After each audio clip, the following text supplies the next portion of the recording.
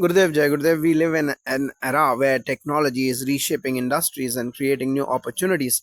As we speak about entrepreneurship, we cannot ignore the impact of emerging technologies such as artificial intelligence, blockchain, and the Internet of Things (IoT). How can Indian entrepreneurs leverage these technologies for growth, and what should they keep in mind to stay competitive? You're absolutely right. Technology is the key to unlocking new business opportunities, and Indian entrepreneurs must embrace it to stay relevant in a rapidly changing one.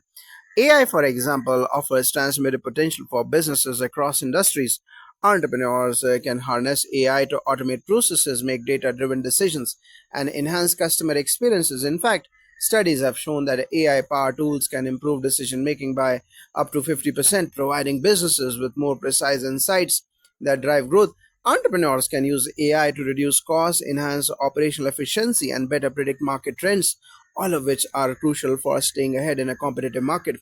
Blockchain is another powerful tool for entrepreneurs in sectors like finance, supply chain, and even healthcare. Blockchain offers a promise of transparency, security, and decentralization. Research indicates that blockchain adoption could reduce transaction costs by 20 to 30% in certain industries. Entrepreneurs in India should explore blockchain for improving trust in transactions, securing data, and enhancing overall efficiency in operations.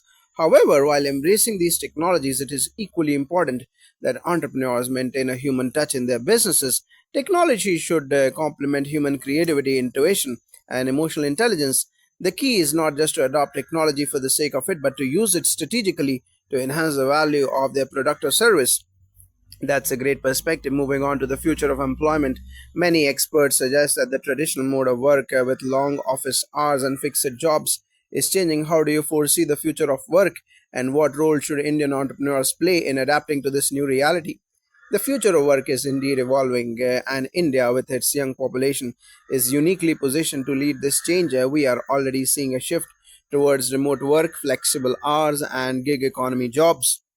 This transformation is largely driven by advances in technology changing the work preferences and shift in societal values. One significant trend that will dominate the future of work is the rise of the hybrid workforce, a mix of full time employees, freelancers, and part time workers.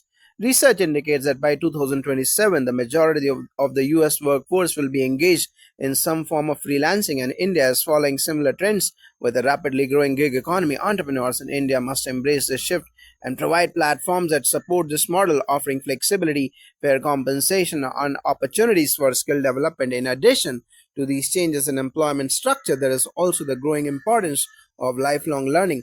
With the rapid pace of technological innovation, job roles are continually evolving, and Indian entrepreneurs should foster a culture of continuous learning within their organizations, providing employees with opportunities to upskill and adapt to new technologies.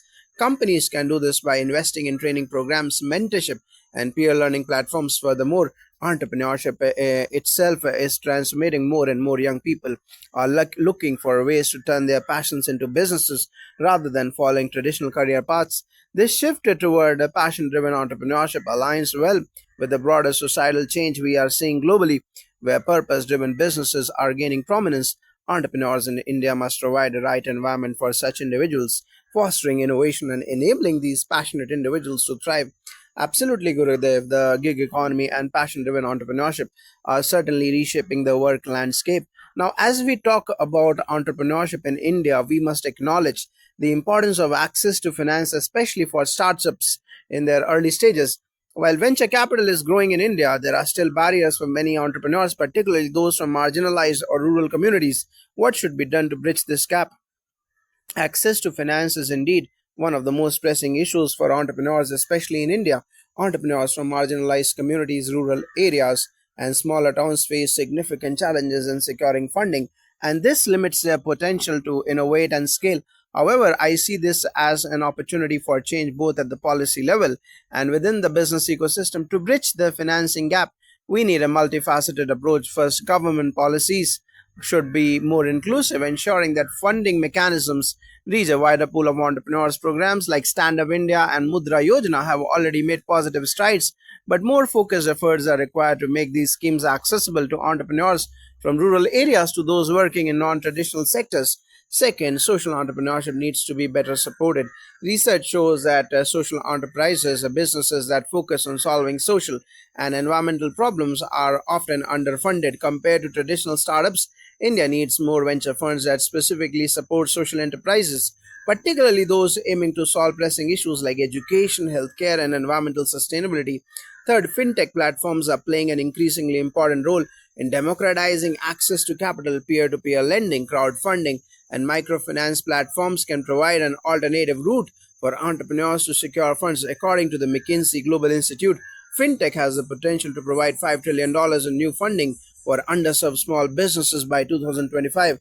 Entrepreneurs in India should leverage these platforms, but they also need guidance on how to pitch their ideas and build trust with potential investors. Lastly, I believe in the power of community driven funding. Crowdsourcing, local angel investors, and community networks can provide seed funding for entrepreneurs in rural and underserved areas. Platforms like Village Capital are already doing great work in this area, helping connect social entrepreneurs with early stage funding. In short, combination of government support, growth of fintech, and a shift toward community driven financing can help bridge the gap for entrepreneurs in marginalized communities.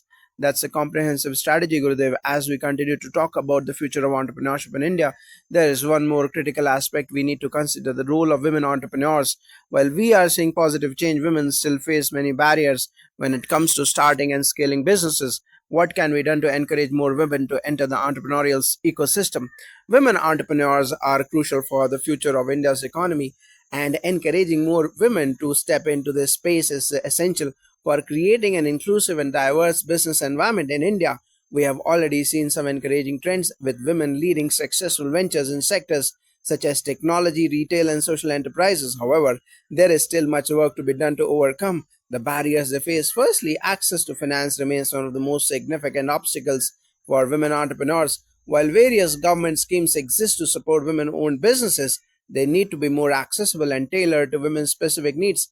Financial institutions and venture capitalists must focus on providing more funding opportunities for women entrepreneurs, especially those in rural or underserved areas. There is a growing body of research that shows women led businesses are more sustainable and community oriented, making them highly valuable investments. Secondly, mentorship and networking are critical for women entrepreneurs. Research shows that women often lack the networks and mentorship opportunities that their male counterparts enjoy. Women only mentorship programs, networking events, and support groups can help break these barriers. Initiatives like WE Connect International are already making great strides by connecting women entrepreneurs to global supply chains and providing access to business networks. Finally, we must tackle the social norms and perceptions that often limit women's entrepreneurial potential. This is where both the government and private organizations can play a role in educating society about the value of women entrepreneurs. Gender equality programs in schools, universities, and workplaces can change mindsets and encourage women to take the plunge into entrepreneurship. Empowering women entrepreneurs isn't just the right thing to do, it's also smart for business. Studies show that gender diverse businesses perform better in terms of profitability and innovation.